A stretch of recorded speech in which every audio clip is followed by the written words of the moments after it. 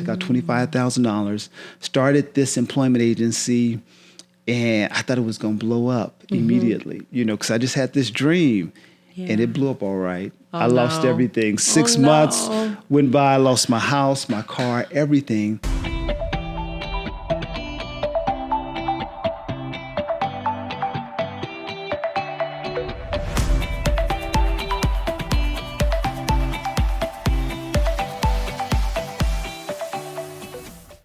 Welcome back to the Lifestyle Design Podcast, and I am so excited for today's guest.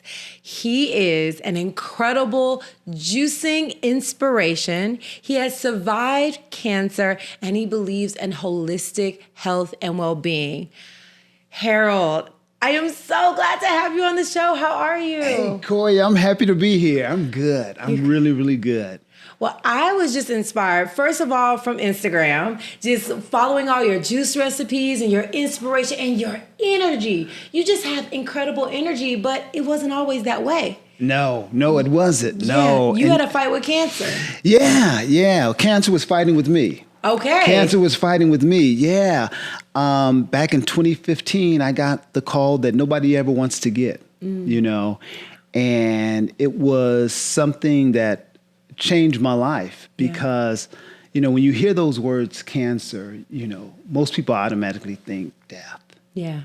And at the time, my son, I'm a single parent, and my son was just going into his senior year of high school. And my concern, I wasn't even worried about the cancer. I was worried about how I was going to tell him. How do I tell him that his only surviving parent now has cancer? And one of the things I had to do, I had to make sure that I was okay. Yeah. Because I knew that if I told him and I wasn't okay, he would sense it. And I remember just telling him, about the diagnosis, but I assured him that, I was going to be okay. Yeah. And I didn't know how, but I just knew I was going to be okay. And that really started me on a journey to figure out, well, how did this happen to me? How did this happen? And so I started doing research. And even though I had 3 doctors, I had a primary physician, an oncologist, a urologist, none of them talked to me about how this happened. And as I was doing my research, everything pointed to what I was eating. I had prostate cancer, and research shows that prostate cancer is connected to things like dairy and meat. Yeah. Those were the main things that were part of my diet. Right. And once I got that information, it was a no-brainer. I knew what I needed to do, but it wasn't easy. It wasn't easy to give up the things that I had always been eating for over 40 years. It was like those things were familiar, but I knew that I had to change. Right. Yeah. And what was the first step? Because you got the diagnosis, you're like, I need to make a change. So how did your change start? By getting information. Right. By getting new information. And one of the things that I realized is that I had been fueling my body with poison for so long. And what I know now is that food is medicine. Right. It can be it can be the strongest form of medicine or the slowest form of poison. And for years I had been poisoning my body. And as I was doing the research, everything was pointing to food. And I started incorporating just fruits and vegetables into my diet. I saw this YouTube video, Get Fat or Die Trying or something like that. I can't even remember. But it was about, changing your health through what you put in your body. Right. And I just started slowly. I didn't, stop eating, meat and cheese and refined things overnight because, again, I was addicted to that stuff. And the stuff that they put in there makes it addictive. Right. And I was just so surprised that so much of what is in our diet or in our foods, a lot of that stuff is banned in other countries. Right. Like a lot of these dyes and they're banned. And I'm like, wait a minute, what's going on? Right.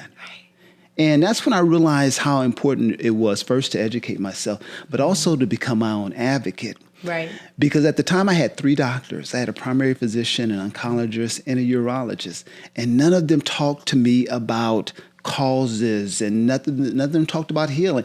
All they talked about was surgery, radiation, and chemo. That's it. Wow. And it was, and for me, cancer was a wake-up call. And it was a blessing, it was a blessing for me, because what I know now is that pain is information. And it was the information that I needed to make a change. Right. Yeah. I love that. And I love something that you said right before when we started filming was that, not only was cancer in your body, but it was also in your mind.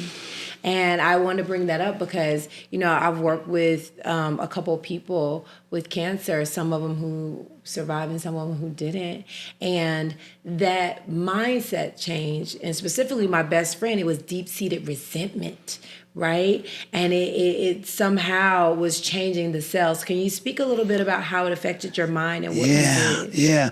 So I often tell people that for me, cancer wasn't just about what I put in my body. It was about what was going on up here and here. And I had not dealt with so much trauma growing up. Right. I grew up in the hood, we were on welfare. My dad was addicted to heroin, and he was abusive to my mom, and I witnessed it. And as a kid, that was so traumatic. I remember being in my room, hearing my dad beat my mom and her crying, and I would put the pillow over my head to try to pretend like it wasn't real. And I remember the next day would happen, my mom would have a black eye, and we would act like nothing had happened, and I would go to school traumatized. So I never felt safe. I was always afraid of what was going to happen next. I was always insecure, afraid, and that carried on throughout my life into my 40s, until I got the diagnosis. And here's what would happen. I would have experiences that were good experiences. And I would be afraid, oh my God, something bad is going to happen. Because I never felt safe. I never felt secure. Right. I was just always in this fear mode. Right. And I kept everything in. And so what I know now is that that's the recipe for disease. Right. Eating toxic foods, and you have all this unhealed trauma that's creating stress in your body. Right. That is the recipe for disease. And I realized that I had to heal. Yeah. I had to heal. And part of that healing was therapy. And a lot of times Black folk don't want to talk about therapy. I know. Black men in particular, because we are taught to, you got to be strong. You can't show your emotions. In the meantime, we're killing ourselves. Right. We're dying too soon. Yeah. And therapy really helped me just unlock some stuff that I didn't even know that I was holding on to. I don't know if you could share any of it. Yeah. But yeah. Yeah. With my dad. Right. Like with my dad, like my mom had forgiven my dad. They had divorced. She had forgiven him, and they had developed this strong bond. They were really, really close. But I still had, because I saw it. Yeah. And my dad passed in 2019. And one of the things that my therapist asked me to do was to write a letter to my dad. And writing that letter to my dad really just brought up some stuff for me. And one of the things, like my dad was a gangster, he sold drugs. I was not like that, Right. And my dad, I remember as a kid, my dad was trying to encourage me to smoke weed. I didn't want to, that wasn't me. Right. And I remember the first line I wrote in the letter to my dad, I know I wasn't the son that you wanted. And it broke my heart, but it helped me to heal. Right.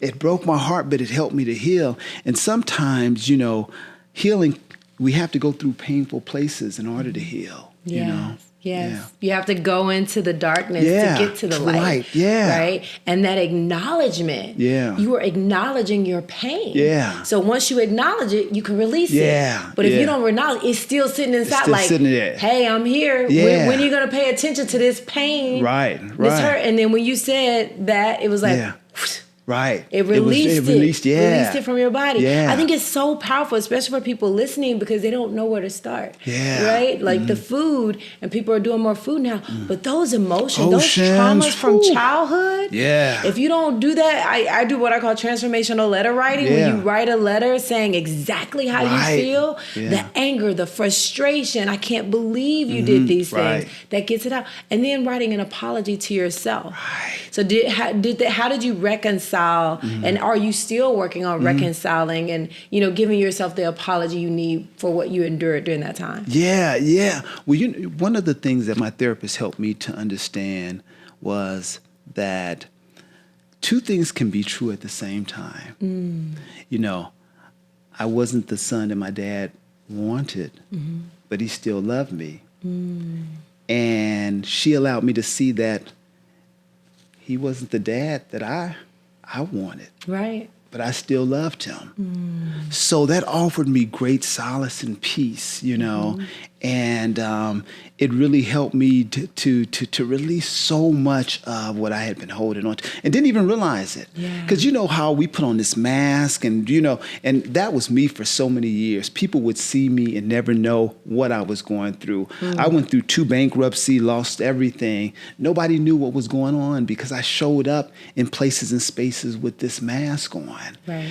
And what that whole healing journey for me did was it just freed me from that mask. Wow, that's amazing. Well, congratulations, because I know myself and a lot of people listening are going to remember, like, look, however you feel, get it out. Yeah. Be honest about it. Right. And now I want to kind of talk a little bit about your books and your entrepreneurship journey and the businesses that you started and maybe the ones that didn't work and the ones that did. Can you talk a little bit about that? Because a lot of people want to be an entrepreneur, but it ain't easy. It ain't easy. No.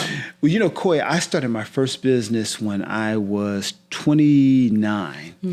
But as a kid, I always knew I wanted to be an entrepreneur. Right. Every apartment we lived in, I would make my closet into an office, and I would pretend like I was a businessman, and I would read the stock market. I didn't know what I was reading, but I knew that businessmen read the stock market.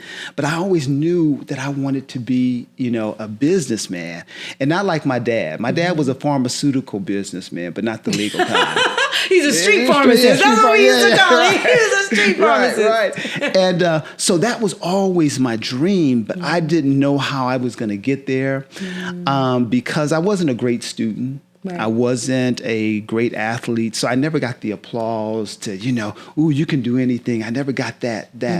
But that was always a dream I had. And fortunately for me, I got into a program called the Upward Bound program. Yeah, I've heard of that. Yeah. I feel like I've been in the Upward Bound program. Yeah, it was like the summer program or something like that. Yeah, it was a program for first-generation college students, low income, and it was a program to introduce us to college, the reality of college. And that program really changed my life because it made me think about college, because nobody in my family had ever gone to college. And I went to college and I got a degree. It took me longer than I was supposed to. My mother didn't know much about college, but she knew after 4 years I should have graduated. Right. But I was still there 6 years later. But I graduated. I did what everyone else did. I got a job and I didn't like it. And I wanted to have my own because I worked at the Oakland Housing Authority. And for my mother, that was like an accomplishment. I had a good government job. You stayed there for 30 years. But I kept hearing the folks there just complain about the job and waiting to retirement. And I'm like, I don't want to live my life like that. Yeah. So I started an employment agency. I took out a second mortgage on my home, took out $25,000, started this employment agency, and I thought it was going to blow up immediately, because I just had this dream, and it blew up all right. I lost everything. 6 months went by, I lost my house, my car, everything. Are you ready to take your health and wellness to the next level? Well, listen up. This podcast is brought to you by Oura, the ultimate smart ring for optimizing your sleep, activity, and overall well-being. Oura is not just any wearable device. It's a game changer. With advanced technology packed into a sleek, comfortable ring, Oura helps you understand your body like never before. Wondering how Oura can benefit you? Let me break it down. First, they have sleep tracking. Aura analyzes your sleep stages, your heart rate, and more to provide personalized insights into your sleep quality. Say goodbye to those restless nights and hello to restorative sleep. But that's not all. Aura also tracks your activity levels, giving you a comprehensive view of your daily movement and helping you stay active and motivated. Here's the kicker. Aura's readiness score, its unique feature, evaluates your body's readiness for the day based on sleep, activity, and recovery, empowering you to make informed decisions about your daily routine. It's definitely helped me prioritize my rest when I need to, and when I can be more active, I'm ready to be more active. So whether you're an athlete aiming for peak performance or simply striving for better health, Aura is your trusted companion on the journey to well-being. Join millions of users who have transformed their lives with Aura. Visit auraring.com/Koya today to learn more. But I didn't lose my dream. And I kept going, even in spite of losing everything. And that business blew up. It actually blew up to, I ended up getting a big contract. My first big contract was $1 million contract. Wow. And I ended up being featured in Black Enterprise and Entrepreneur Magazine. And people thought I knew what I was doing, but I didn't know what I was doing. I was just following my dream, and I was listening to that still small voice that tells you to do things, you know. Right. And often it tells you to do things you don't want to do. Call Right. this person, go here. Right. And I had learned to move even while I was scared. Right. And that was the key for me in business, moving while I was scared. Because I was Right. scared the entire time, but people saw me from the outside looking in, like, you know, thinking I had it going on. But, Right. you know, I was just listening to that still small voice. Oh, I love that. I love to call that voice Holy Spirit, Yeah. divine guidance. Yeah. And a lot of times it's that voice, though, because that's where our purpose is. I Right. truly believe we're spiritual beings and our purpose is clear, but then there's a lot of distractions, Yeah. right? Where we Absolutely. get off. So as that business blew up, what kind of, was that before or after the cancer, and how did that lead? That was before cancer. Okay. And what happened was, because I still had all these unresolved issues, that success didn't last. Because soon as success came, it was so unfamiliar, and I didn't feel worthy of the success. And I was able to get the business to almost $4 million. And the reason I was able to do that, sometimes you can hustle your way to success. I hustled my way to that success because I wanted to take care of my mom. Right. I had a big why. And so then my mom passed, and I no longer had that why. Then I was just left to deal with me. And I was looking at the success like it was a fluke, like this, you know, like this was a fluke, and it was going to go away. Right. And when I started thinking that way, things started to slowly decline. Right, because that's where your mind was. That's where my mind was. That's where your energy was. Yeah. And then your reality just followed it. Right. And what I didn't realize was that I was grieving also the death of my mom. Right. Because my mom had passed, and I lost my why. And for about 10 years, I was just kind of going through the motions of life. I would take my son to school, pick him up. I didn't have a business. I wasn't working. I remember my son at the time, he was like in the first grade. They asked him, you know, at school, you know, what does your dad do for a living? And my son said, well, he just drives me around. I was like, oh God, I need to get me a life. I said that. But it was difficult because I wasn't dealing with the grief of my mom passing. I remember watching my mom when my grandmother passed, her mom, and my mom just she got up and kept going, and and that's what I did. I didn't deal with, you know, the grief. I just kept going, and it showed up in my life by me not being able to move forward with anything. Right. And lack came, and I lost everything. I lost everything. There was a point where me and my son, we were catching a bus, and the most embarrassing moment for me was I had to apply for food stamps. And when I tell you, that was like the lowest point of my life, you know, applying for food stamps. Here I am. I had this successful business. I had been in Black enterprise, entrepreneur, and at that time I had a book, my first book, Brother CEO, and now I'm applying for welfare. And I just was so lost. And what happened for me, I knew that I had to reprogram my mind. I'm like, what do I need to do? Because sometimes when you're going through struggle and strife, that's all you see. And if that's all you see and focus on, that's all you're going to experience. And so I started to do what I did when I started that first business.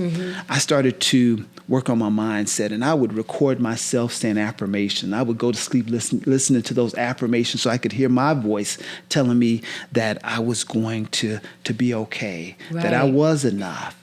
And I started doing that. And then I ended up moving. Right. Because sometimes you got to get out of that familiar place where that darkness is. Yes. And I ended up moving back to California. And it was like I started to dream again. I started to dream again. I started to get, a picture of what I wanted to do. But by this time, I was in my 50s. Right. And I'm like, okay, what am I going to do? And I kind of felt like my time, my moment had passed. Right. But before I moved, though, that was 2 years before I moved. I got the diagnosis for cancer. And that's really another thing that prompted me to move, because I wanted to be closer to my family in California. But going back home really was a rebirthing for me, because it helped me to really heal, and then it helped me to dream again. Right. Right. Yeah. That homecoming is serious. Oh, yeah. For me, coming to Atlanta was kind of a homecoming. Yeah. And coming back to myself. And when you did that, when did it start to turn around for you? So I started thinking about, okay, what am I going to do with the rest of my life? What am I going to do? I know I'm not built to work for anybody. Right. So what am I going to do? Well, how did you know that? Let's pause there, because some people are just not equipped to work for other people. I'm definitely, I can work with people. Yeah, I can too. Work great with people. But I'm not good at working for people. Right. Because I'm a creative, and I like to create. I like to create and make things, and I get, I like to evolve and grow. I don't like to be put in a box. Right. But I will be put in a box if I have to. Yeah. In the meantime, and that's what I did in California. I got me one of those in the meantime jobs working with a nonprofit. But then I started thinking about, what do I want to do with my life? Right. And what do I do with all the things that I've been through? And one of the things that I realized was that having gone through cancer and having been healed from cancer, I was like, a lot of people aren't familiar with a lot of the information that I know. Right. Let me start sharing, my experience. So that's really where it started. I started a supplement company back in 2020, and a friend of mine was saying that I needed to start doing videos. And I'm like, don't nobody want to see a 50-year-old do video. What am I going to do a video about? Yes, we do. And she said, well, what do you like? And I said, well, I juice. She said, do a video on juicing. Yeah. And that's really where it started. I started doing juicing videos, and things just started. For a long time, nobody was watching my video, maybe 10, 20 people. But I just started sharing the things that helped me on my healing journey. And one of the things was juicing. And I started just kind of sharing my story, and with the hopes that it would help other people. Because when you're on the healing journey, it could feel very lonely. Right. Particularly, for example, when I was on my healing journey, people didn't understand the pain that I was going through, because I looked okay. Right. But I was dealing with excruciating pain every day for almost a year. And I had incontinence, erectile dysfunction. I felt like my body had betrayed me. Wow. And if you've never experienced that, you can't understand. Right. You can't understand it. And I really wanted to use the painful experiences I had been through to help, to encourage, other folks who are on their journey. Right. That is so powerful. And you're right. A lot of times when you're in it, you're like, what am I supposed to do? Right. But then as you figured it out, I love that you took that really dark moment and turned it into something that was light for other people. Yeah. And now you have all these books. How many books total? So I have 4 that's out 4, now. My 5th okay. one will be out in June.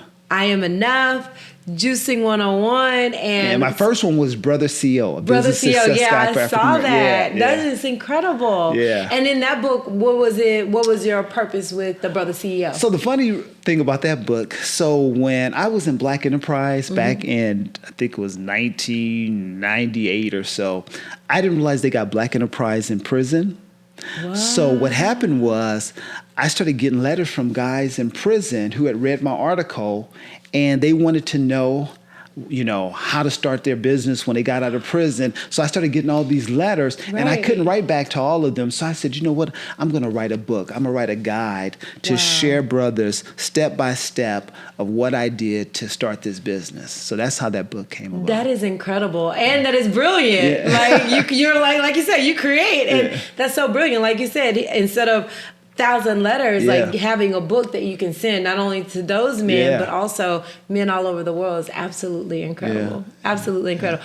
So of all your books, what book is your favorite?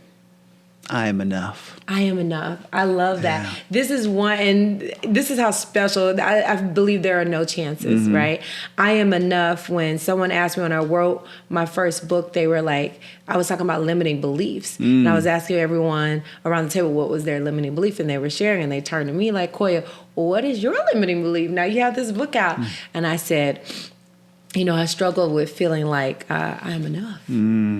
Like no matter how many books that I've written, no matter what, like because of the oppression that I've experienced my entire life, being a woman, being a Black woman, I always feel like I have to go above and beyond. I have to do more and more and more just to be loved, just to be validated. So that is one thing I personally struggled with.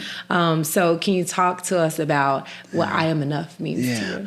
Yeah, so just like you, I suffered with never feeling like I was enough.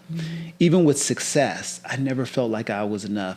I went and got a bachelor's degree and a master's degree. I always thought they were going to make me feel something. And I went and got a house and a car, hoping that they would make me feel like, and they never did. And I realized that I never felt like I was enough. I never felt like I was worthy. I always felt like the success that I had was fleeting, that it was going to leave me. Right. And for me, I realized that it was just all of the trauma and programming and never getting that, you can do it and having someone believe in me. And I realized that, that's my job. Right. That's my job. And when I was writing the book, I wasn't writing it as a book. I was writing it to myself. It was a letter. It was letters to myself to help me reprogram, recalibrate my mind, because my default was, I'm not enough. You don't fit in. You can't have that because you come from this. Your mom is this. Your dad is that. You can't have this. That's for those people. Those people are special. And what I realized is that I used to make other people special to make me feel okay with where I was. Right. Yeah. That's really deep. And how do you feel like making other people feel special for you to feel okay? How did that shift, or has it shifted, or is it something you're still working on? Well, what I realize now is everybody is our equal. Right. Nobody's more special than the other. It took me a long time to get to that place. We all just have different purposes on this earth, but no purpose is greater than the other. It's just different. It's just different. Everybody's your equal, and I didn't know that until I didn't know that. I love that, because it speaks to, if you're putting someone up above you, you're also putting people below you, and you are also placing yourself in different places. But if you see everyone as equal, but just different gifts, different talents, different levels of how they want to express, maybe in a big way, maybe in a small way, but everyone is still this beautiful emanation of the divine, and whatever they decide to do with their life is just what it is. Exactly. I think that is so beautiful. I think that's going to bless a lot of people listening. And what are some other things you would advise, like someone listening and feeling like, you know what, I don't feel like I'm enough, and what would you advise them to do? One time I heard Susan Taylor say this. She said, you have to give yourself to yourself before you give yourself away. That's deep. Yeah, give yourself to yourself before you give yourself away. And for me, what that looks like is every morning before I get out of bed, it's prayer, meditation, journaling, reading something inspirational to get to put on my armor. Right. I got to put on my armor because life is going to happen. Stuff is going to happen. And it's so important that we take care of ourselves because so many of us are just rushing out. Right. And everything is hitting us, and it's hitting us at our core because we haven't put on our armor. Right. Yeah. I love that. You got to take care of yourself before you take care of others. Yeah. I mean, a lot of people rush out, and even though we know that, get caught up in doing it again and again and again. Yeah. Well, you have an incredible life now. If there was one thing you could change, if you could change anything, what would it be? There was one thing I could change. If there was one thing I could change, I wish I would have enjoyed this whole journey. I wish I would have enjoyed the journey. And that's what I strive to do now. That early success, I didn't enjoy it. I was worried, stressed the whole time. Right. Didn't know that success would, quote unquote, success would come again. And then it happened. But Maya Angelou once said, your 50s are everything you're supposed to be. And I believe that. It's been that for me. That's it's incredible. Been that for me. And you're 57, right? I'll be 57 in a couple of weeks. In a couple of weeks. Yeah. When's your birthday? June 17th. June 17th. Yeah. And so you are living Yeah. your life. That is so beautiful. Yeah. I finally feel a sense of freedom that I never felt in my 20s, 30s, and purpose. And it feels amazing. That's incredible. And I now realize that everything that I went through was to get me to this place. That's beautiful. So what's your goal? Like, what can we look forward from you for the next, let's say, 10 years? I want to keep on doing what I'm doing. Okay. I love being able to help educate, hopefully encourage people. I think a lot of people just aren't conscious of what they're putting in their mouth. Right. And I just want people to know. Now, whether or not you change or do anything with it, So but my goal is to just raise awareness about this temple and how sacred it is, and how everything that we put in our body is either fighting disease or feeding it. Right. And we want to make sure that we're fighting it. I love that. Thank you so much. Thank you. And last question: if you could change the world, and it would be Harold's world, what would it look like? I would just want people to know two things. That change is possible. Change is possible. And that healing is possible. Yeah. Whether it's physical healing, emotional healing. Yeah. That is beautiful. Well, thank you so much for being here. Thank you. Thank you for saying yes to the call. It has been such a pleasure. I know so many people are going to get so much from your words of wisdom. Oh, thank you. Thank you so much for having me. Absolutely. Absolutely. And thank you all for listening. Thank you so much. Each and every time you tune into the Lifestyle Design Podcast, you are building the community. You are part of the community. So if you love this podcast, please share it with someone you love. We want to get this message to as many people as possible. So share the podcast, leave a review. If there are some incredible takeaways, let us know, DM us, message us on Instagram or your favorite social media platform, and just let us know your takeaways. And if you have some constructive feedback, email me at koya@koyawebb.com. My goal is to grow and to just get well-being worldwide. We can live this lifestyle, but we don't have to do it alone. We could do it together. We could share our stories. We could share our problems. And soon I'm going to be taking questions from guests. So if you have questions, if you have something that you're struggling with, just shoot it to that email and I will reply to you. I will answer you, and you might see your question answered on a live podcast episode. So until next time, love yourself, love others, and love the world, one day at a time, one breath at a time. Peace and love.